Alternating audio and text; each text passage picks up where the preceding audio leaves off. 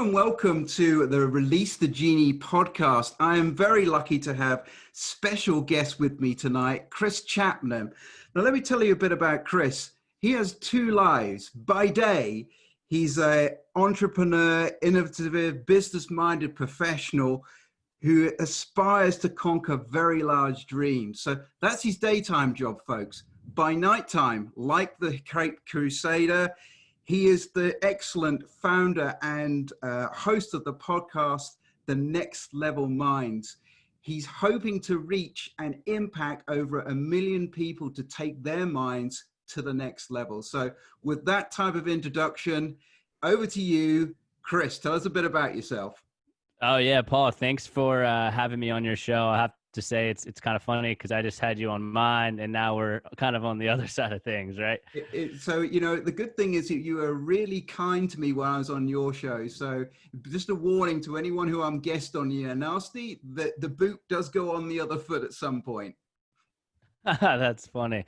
That's funny. Well, Paul, just to really introduce myself, I definitely am involved in a number of significant things. I think as an individual, just like the stock market, I think you should diversify your assets and do a lot of different things because, if one thing fails, you have other things to back it up. And with all that said, I went to school at Clemson University. And we'll touch on how I got there momentarily in the podcast, but that does involve a failure turning into a success to actually going there. As you touched on, by day, I am a business professional. I'm a executive director for a company that makes annual economic business reports. So I cover the Charlotte and Atlanta region. Throughout that, I'm really fortunate to speak with over 200 CEOs on why they should do business in those cities. So definitely fortunate to have a strong network there. Additionally, I am the founder and host of the Next Level Minds podcast. And my vision and goal is to impact over 1 million people by helping them reach that next level. And I'm also a co-founder of a startup based in Charleston, but we're on our very, very beginning stages right now. So don't really want to touch too much on that, but just going in, I am involved in a lot of different things. So that's amazing. There's it's amazing you find time to do everything else, given that long list of stuff. I mean, wow, what a complete mover and shaker. I think that could very easily be applied to your good self. Yeah, definitely. And even on top of that, my girlfriend and I just got engaged. So we're planning a wedding too. And that's a whole time commitment itself. So see, this is a man who not only can balance everything you've just heard of, but has time for a personal life and even better, engage as well. So that's fantastic news. Oh yeah, definitely. Well, look, I mean, wow. I mean, what I'm going to do is as the show is called Release the Genie, and so, and I'm almost scared to ask you, given that build up, what do you think was your Release the Genie moment? What was that time and that event that actually allowed you to escape from the lamp? Yeah, that's a really good question. I love how you phrase it of, what was your Release the Genie moment? Because I think, to order to break your, limited potential, I think you have to have that Release the Genie moment and kind of, as you will, blow the top off. So with all that said, going back to my background a little bit, I grew up in a middle-class family, always had a roof over my head, very fortunate there, never really had to worry about where the next meal was coming from. But I will say that it was truly middle-class. We never went on any vacations. I had to save up and buy my first car in high school. I started working at 12 years old and really understanding the whole value behind money, what it really takes to actually earn your own money. So that kind of goes into why I am involved in so many different things, because I learned at such an early age that, hey, this thing called success, it's not going to be handed to you on a silver platter. You actually have to go out and put the work in to get to that, quote unquote, next level. So I would say with my Release the Genie moment, when I turned about 13, 14 years old, after I started to make some more money, I started realizing why is it that some people have nicer cars and go on vacations and not that materialistic things are all that matters, but I was judging it at that time. And I was like, why do some people have this thing that my family doesn't have or that I don't have? And then I started realizing that's because these people are putting in the work or doing innovative things and productive things to get to that level. So that's when I really had my first kind of release the genie moment of like, okay, I'm here. What can I do to get here? And that's when I really started like, studying the behavior, studying the habits, really getting involved in personal finance. So I would say that's definitely one release the genie moment. And additionally, with that, I was blessed to have a mentor in high school and this was just such a natural mentor. He was my dad's best friend. And we just kept having conversations, and he was that kind of raw work ethic mentality of like, hey, they need to take the word fair out of the English dictionary. I mean, that was something he said all the time. Um, and through conversations with him, that was when I had some more release the genie moments, just to kind of back up the previous mindset that I'd already adopted a little bit. And then additionally, another big one that really kind of put the nail on the coffin for this whole thing called success was when I was at Clemson. I was a business major and entrepreneurship minor, so I would get to hear a lot of successful founders and entrepreneurs speak in my classes. And these guys were fairly wealthy, and I would always think like, wow, these guys seem like they have, a couple $1,000,000. Like, that seems impossible. What in the world? I'm in negative student loan debt. How am I going to get there? And then I started realizing and studying these people even more of like, wait, they're waking up early. They're getting in early. They're starting businesses. And then I realized like success is really all about daily habits. It's not just about, luck. It's about doing those daily habits that are going to put you into that opportunity to have that success that you want. And I'd say that moment really was like the nail in the coffin of like, okay, I can do this. And that's when I started establishing way more confidence in myself. That is awesome, and it's quite clear from just listening to you there that you've been a student of life, not just an observation, and also throwing off the status quo. You were able at such a young age to question, no, this is not how I want to be. Yeah, and I think that goes back to like, I think curiosity is extremely important for your success that you want in life, and opening up your mind to learn, which is one of the reasons, we'll touch on this later on, but one of the reasons why I started the podcast, because when my parents are very extroverted, and I remember at a young age they would always have their friends over, some were middle class, some were upper class, and I would always talk to the more wealthy established people with like, wait, what do you do? How does this happen? What's your business doing? I mean, I remember one time I worked landscaping in between summers early in college. And instead of asking, random questions or just showing up, at the end of the day, I would ask the owner of the company, like, who does your accounting? Like, how did you get your business off the ground? How did you get a logo? Like, it's just that curious mindset always plays out. So, I mean, to be honest, if having studied some of the greats like Tony Robbins, Bob Proctor, they all have that same attitude as you, to actually just ask the right questions, which most people are either, it passes them by or they don't think of it. So that's amazing, and I think you're following some fantastically good footsteps. So does your goal of impacting 1 million people, is that something which scares you? Is that a big dream, or how do you feel about that at the moment? yeah, that's a really good question. And for me, I think it's one of those goals that's just always evolving. Always, it's a very big, hairy, audacious goal. You hear that term all the time. Um, but for me, it's just a North Star that I feel like I'm always going to be striving for, of, reverse engineering. Hey, let's impact one person a day for the rest of my life and go from there. I love the idea of reverse engineering, because it can transport you to when your success is. And rather than living that in the future, if you can actually tap into that and live that now, how does that give you energy? Yeah, definitely. I think, going off that even more is like, when you impact somebody, it's not just like, hey, I talked to this guy, he said I was positive, check. It compounds so heavily on each other. I mean, I got a text the other night from a colleague of mine. He said, hey man, just listen to your podcast on this topic. It really helped me. I shared it with 5 of my friends, and I think it'll help them as well. So that one person compounds to 5, which, compounds down, which is, it's, at the end of the day, it's a giant spider web. I think that keeps me going. Yeah, no, and to be honest, I love the title of your podcast, Next Level Minds, because straight off the bat, you know what it's going to do, and so there's no confusion, and I love that, and so no, that's fantastic, Chris, and I can feel the energy, and I'm sure the people tuning in here can actually sense it pouring through the screen. So that's a very effective quality. So nice. Oh, thank you so much. So, what would you say, following on the back of that, what would you say was your release the genie quote? What's really sort of got in deep into Chris and drives you forward? Yeah, that's a really good one. And just thinking about this, I have so many quotes going through my head because as avid readers like you and I are, I'm sure we have so much knowledge up here. But to really answer that, a quote is, by Scott Friedman, and he says, if we don't take responsibility for creating our lives, we allow other people and circumstances to do it for us.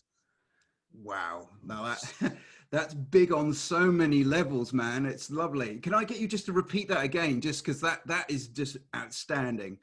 Yeah, definitely. So it's if we don't take responsibility for creating our lives, we allow other people and circumstances to do it for us. Yeah, that's a very wise and packed full of goodness quote there. I mean, that really is. I can actually see why now. Once I start digging in and pulling the onion layers back, and I can actually start seeing the raw machinery here, and that's a really, really good one. Yeah, and I think it kind of goes back to some things you and I were mentioning on your podcast of your background in corporate, and not that a background in corporate is a bad thing, but you obviously, from what you were mentioning, sounded like you were kind of being controlled by your environment, which I think a significant amount of people are being controlled by their environment and circumstances. And then if you just peel that back, like, wait a second, I chose this situation I'm in. I'm here because of me and that taking ownership. I mean, the other day I had a situation a while back just with a colleague that I was working with, just some frustrating, business conversations of stuff we're doing. And I was like, man, I was just being pessimistic for like an hour. And I was like, oh, like, why am I in this situation? What the heck? Why are they doing this? And then I'm like, wait a second. No one forced me to take this role that I'm doing now. I'm the one who actually applied, interviewed, did this, chose to work with these people. Like, I need to get over this and fix this myself type thing. It's such a refreshing quote and story you just told us there, because we're in the coronavirus era at the moment when everyone seems to be pointing outwards to other people to blame, and yet your story is no, don't be controlled by your environment, you make your own destiny. Yeah, and it's so easy to put the blame on other people because you think short term that it's going to make you happier, like, oh, I'm here because this person, or I'm here because I was raised this way. But that's just short term happiness. I personally believe if you want that long term happiness, then you should put all of the ownership on yourself, even if it's hard, because then you realize the more that you're in control, the more that you can take responsibility for your own happiness and no one else can. And and the flip side of the coin, it's when things don't go so well, and that's when people start sort of looking for an excuse. If you take responsibility, then it means actually you're much more in control of that negative environment. Yeah, and it's like I'm sure with negative environments, I mean, it seems like they can go out of your control with the snap of a finger. But if you lay that foundation of, hey, I'm in control, and it may not be your control of the macroeconomic situation. Like, I'm definitely not in control of the coronavirus, or anything that's happening at that level to control and contain it. But what I am in control of is my attitude, my behavior, my thought process, my actions, my behaviors. So going back to those root foundations of what am I in control of that can get me out of this situation. So That's awesome. I mean, I suggest if you're not taking notes, people watching, grab a pen and go back and just press pause. Pause is going to be your friend on this one, because this is awesome stuff, Chris. I'm really, really pleased. So I'm gonna set you a little teaser now. So what would you say has been your biggest setback and failure, and how did you deal with that? Yeah, so we touched a little bit about my upbringing and at the very start being fortunate to graduate from Clemson, but peeling back the onion a little bit on that, it was my junior year of high school. Keep in mind, I'm working part-time, I'm cutting grass on the weekends, and I also, as hopefully you can tell, I'm very extroverted. So when I wasn't doing those things, I was hanging out with I would see my high school was 3,000 people. I was hanging out with 3,000 of my closest friends. Um, and something that started to slip was my grades. And junior year of college, I go into my guidance counselor's office and I'm super excited because I'm like, hey, my friend got in here, my friend's applying here. What's going on? Can I get into these schools? And she literally picks up the piece of paper and she's like, yeah, you have a 0% chance to get into any 4-year school. And I'm like, Wow. wait, are you sure there's not like a typo, a math issue? Ever the optimist. I love it. Yeah, and she's mentioning like, hey, it's not the end of the world. I think you can pull it up, or there's different routes besides college because I don't think everyone needs to go to college, but it's something that I personally really wanted to do. Especially being in the South, like college football is huge, so I wanted to go somewhere that had that. Mm. And that situation was a huge failure because I was fairly blindsided by it. And at that moment, I started playing the comparison game of, oh, my colleague, my friend, they're getting in here. I'm kind of a failure. Just bringing that up to my parents was also sad as well. But then going into that, as I kind of touched on the 5 things, like, hey, what can I control right now? Okay, I can control the people I'm hanging out with. I can control my attitude. I can control my actions. I can control my behavior, and I can control the things that I'm putting into my mind. So that was just a big kind of going back to that release the Genie moment. That was another big one of like, okay, what if people do that get into college? They study. Let's start studying. They read textbooks. They go to tutoring sessions. I mean, I was getting tutored by people who were 2 grades below me and they were just so much smarter than me because I wasn't applying. So I had that big failure going from that 0% chance, doing those actions that I mentioned, was able to spend a year at the College of Charleston. And then I transferred over to Clemson and was actually able to get a scholarship and then graduated with honors. So going from that 0% chance to graduating with honors because of those steps I took.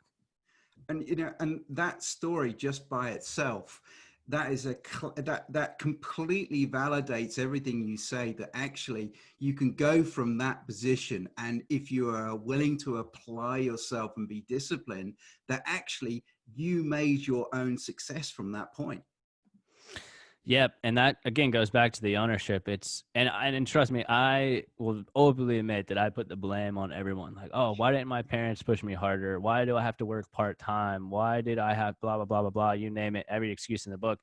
But then it's coming down to like, wait, I'm the one who put myself in this situation, and at the same time, I'm also the same individual who can take myself out of that situation. Because the negative route there is really addictive. I mean, it's it's so easy to go and succumb to it, because there's a lot of people who actually, if they were told that that's something they believe, they couldn't come back from. Yeah, and that goes back to another principle that I've recently adopted a lot more is every problem that you're faced with, I believe, does have a solution somewhere out there in the universe. Yeah, absolutely. I'm completely with you on that one. That sometimes events come to us, and it's an opportunity in disguise, and it's a question of actually doing the double look. So the first look, it will present itself as a problem, but you seem to have a really good ability to actually see through that facade. Yep, and it's definitely really really hard to. But what you just mentioned of every problem usually is an opportunity to open up. And another quote I live by that is actually by one of my good friends, Zach Krupp. He said, "Your setbacks are your setups in life." Yeah, yeah, to be honest, and that story alone just proves it. So that's that's a real rags to riches moment there. So thank you ever so much for that. That's awesome. So let's spool up to where we are now. So you mentioned that you have this double life. So as a secret agent in the evenings and impacting the minds. So what are you able to tell us that you're working on at the moment? Yeah, so Doing, in the corporate role, doing the annual economic report. So if you want to know more about Atlanta or Charlotte, let me know. And then additionally, that double life, with this podcast of interviewing various entrepreneurs and movers and shakers of really how they got from point A, whether it's that low point or that struggle, and then ultimately got to that point B. So, taking the time to talk about what actions did you take, what behaviors did you implement to get from that point A to point B. And I think a lot of people could find value in that, because that's like the $1 million question. I think with success is like, okay, this guy or girl is up here and I'm down here. Like, what did they do? And I kind of want to follow suit with that. So I try to peel back and really discuss kind of what it took to get there. And additionally, I'm doing that, co-founder of an app based in Charleston. We're very, very early phases. We're launching our beta version, hopefully at the end of COVID. That's a really, really fun project. I love taking something from zero to like actually starting it, implementing the idea. So that's been a really fun kind of startup project. And then also doing a lot of volunteering around the area. I think giving back is extremely important, no matter how busy you are. Like the world, no matter what's going on, like at the end of the day, like the world's a great place. Peeling back all the onions. So I personally like to give back my time when I can. And just talking about this now, like I feel like I'm only 0.5% of the way in life that I want to be at. I mean, I feel like I still have 99.5% of my life I want to accomplish. So I'm just excited for just continued growth. That's awesome. He has just put you on notice, the rest of the world, that he's just getting started. Most people, that would be their reverse engineering point looking back. But this guy, can I ask your age? Yeah, I'm 24, coming up on 25 in a few months. I mean, to be honest, there's by the time you get to the old point, there will be perpetual life. So you're doing a great start so early. So I love the thing about what you said about giving back and volunteering. The podcast, was that sort of in that type of mindset that you thought, well, actually, I'd like to try and give back to help other people? Was that one of the sort of the ideas behind it? Yeah, so that's I love that question.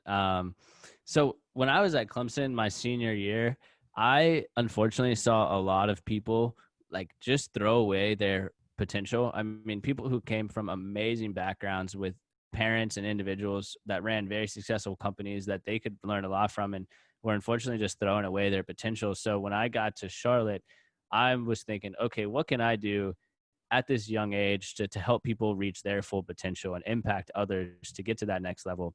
And then I also was really doing some deep thinking and was like, well, ever since an early age, I've loved hearing stories of how people have grown. Let's combine those two passions, impacting and hearing stories, into one platform, being that podcast to just give back. And I've gotten so many direct messages of like, hey, we can monetize your podcast for you, blah, blah, but I simply am like not interested in monetizing. I'm interested in impacting. So. And to be honest, your podcast is in the top 200 for business podcasts. So the good news and the momentum is that you actually are reaching those type of people. So it's kind of what you always seem to be doing. There's a recurring pattern that you always are willing to bet on yourself. Yep, and that's so scary to do. I mean, you did it as well with your background, big time. It's one of those, Sir Alex Ferguson of Manchester United. Hey, I'm English. He always used to say the last 5 minutes of the game was like called the squeaky bum. So you used to nip up tight, and then it'll be oh. So it's that kind of feeling, but. Does it get easier, Chris? Does it, because you've encountered this type of feeling before? Is it, does it get easier, or do you just like the feeling of it?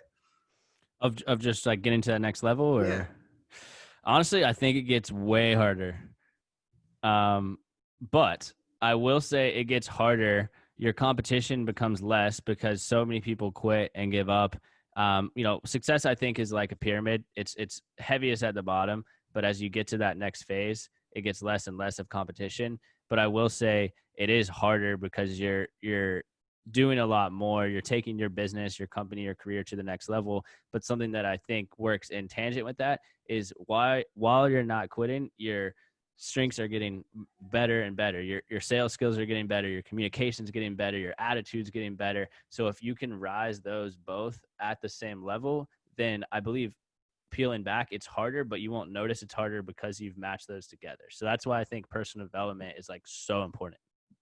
I love that because I read this quote which said each new level requires a new you. So that's what you've described there is that quote perfectly unpacked. So that's awesome advice. Thank you, Chris. Yeah. And now we're going to really go mystic and crazy. So being it's released the Genie, we've got three wishes. So I've got a series of three questions, which I'm going to ask you, Genie, to share your wisdom on. So are you ready? Are you feeling loose? I'm feeling ready to go. So number one, what was the best advice you ever received in your life? Yeah, short and simple on this, but just to always finish what you started. Oh yeah, no, no. Yeah, To be honest, and as you say, sweet to the point, and yeah, and you finished what you started in one sentence. So there you go. yeah, my shout out to my dad. He gave me that my junior year of Clemson when it was getting hard, and I didn't have that foundation of intelligence because I didn't try in high school. And I said, hey, I want to graduate in 5 or 6 years. This is so much. And he's like, hey, there's something to be said about finishing on time. Keep going. And I was like, hey, finish what you started. That's awesome, and now you've shared that with a whole new, fresh group of people, which is amazing. So, okay, let's scroll to the second wish here. What advice would you give to your youngest version of yourself? It's that the small things really do matter, and how you do one thing is how you do everything. So my first job at Harris Teeter, I was a grocery store. I was a cashier, and I definitely had strong work ethic, always get there on time, would work weekends. But I would honestly, my customer service was not the best because I was just a high school student really just trying to get by. And I feel like that compounds on each other. So like how you do one thing is how you do everything. So always give it 100%, even if you don't like the task that you're doing. So I'm hearing sort of the word coming out here of consistency here, because you're not a quitter because you finish what you started. You always don't give up, keep going. So yeah, it's I'm building quite and I'm sure my audience here is building quite a profile of you here. So we're going to move now on the sweet smell of success to the third one, which is, can you share one personal habit that attributes to your success? Yep. I really, with that one, I would have to say a morning routine, but mixed into that is 100% journaling. And I don't mean sitting there on a cliff after you went hiking and writing for hours, even though that can churn some really good ideas. But journaling has literally impacted me in so many ways. And how I do that is in the morning after I finish my morning routine, the last thing I do is write down one thing I'm thankful for. It can be simple or broad. And then I also write down my power list, which is 5 critical tasks that like must be done that day, no matter what. So it could be going to the gym, sending 10 emails, doing this podcast together, 5 critical things that are going to move your career, business, side hustle, whatever you're working on forward. And then the last thing I write is where I want to be in life, which is, full blown entrepreneur, author, speaker, board member of a nonprofit, leader, and then overall just advisor for startups. And I write that every day, just how people have in their LinkedIn profile, like, founder / host / this. I write that down every day because it's where I ultimately want to be in life. That's amazing. I mean, it's positive affirmations to yourself, which are the strongest to start with, because as you said all the way through, that actually you are in control of your environment and you've seen tangible evidence. So that's got to make you feel good. Yeah. And I think just, writing it down and having that plan is so important. I mean, I was talking to somebody the other day, and um, he was saying, "Hey, I'm trying to save up for this car in a year." A simple question of like, "That's amazing. Like, what's your budget at?" And not that this is a bad thing because a lot of people don't know, but it was like, "Oh, I don't really know like what I want to spend." And it's like, "Hey, you got to have that like $5,000, $10,000, and because then you have to have that point to like, what can I do for those 12 months to get to that level?" And that's just one example with money. Like, there's so many different things there. But I'd never learned how to handle money at school, and I'm Yeah. not sure whether you did. But so this is self-taught. This is actually in you as Chris. Oh yeah, definitely. If they cut you open, you'd bleed this hard-nosed business. I love it. It's really, really good. Yeah. Um, and finally, having granted the three wishes to everyone, so everyone now is leveling up because of what you've just explained. What book would you recommend to the listeners? What's been the thing which is really get to you? Am I allowed to give three? Because I Oh, couldn't narrow please it down. do. Oh, please do. I was trying to narrow it down and I just couldn't, so I have to give you three. um, so you just touched on money and personal finance. One of the ways that I learned this was reading a book by Richard Paul Evans called Five Things a Millionaire Taught Me. Very simple, practical advice. It's not super in the weeds, but it's just such strong financial principles. Literally, it's like 100 pages, $8 on Amazon. I mean, would 100% don't buy Chick-fil-A or sandwich for a week and go buy that book. Like, um, You can eat so later. You can eat yeah, later. eat later, eat personal finance and then eat now. But, and then the next one would be 7 Habits of Highly Effective People by Stephen Covey. Really great book. He obviously was a fantastic man, fantastic business leader. If anybody wants my notes on that, I have a long note list on my phone. Don't mind emailing that to you. And then third book, I actually just finished this up. It's called Only the Best on Success. It was actually written in the late 80s, early 90s. And the principles that were talked about 2 decades ago still come to fruition today. And what's really unique about the book is it's written by, I think, 10 to 12 different authors, and each author gets their own chapter. So you hear, and these are big speakers, big business leaders. So you hear 10 to 12 different perspectives all in one book, and they're like 10 pages each chapter, very practical advice. And that one's amazing. So I'm a big fan of those type of books because rather than going around and chasing 200 or 300 people, if you've got somebody who has drawn the knowledge in from so many people and can give it to you, it first of all, it saves a lot of time, but you get a real mix, don't you? And I think I agree with that. The certainly the last one and the second one. Oh my God, he's been around. That book's been around on the top Amazon list forever, and it's one of the go-tos. Yeah, and that's saying something about a book. I mean, if you're top of the charts for years and years, I mean, that's like, whoa, okay, this book definitely has to say something cool, Yeah. It can't all be wrong. The ratings don't lie. Yeah. Yeah, and Well, yeah. Sorry, Chris, you go. no, I was gonna say, like, being a writer yourself, like the book Only the Best on Success, it really is nice getting like multiple different authors' viewpoints in one book. I think you can't go wrong there. So Yeah, no, and to be honest, books are not that expensive, and now with Kindle and stuff, there's a lot of sort of time now, people, especially as everyone's been sort of locked indoors for a while. So, if anyone's not too sure about what to do with their time, Chris's list there, that's a damn good starter there.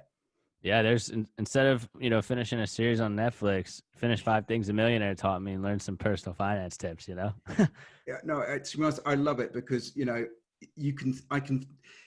The next level in minds for the podcast is not just the talk. You are actually walking the walk, which is wonderful to see.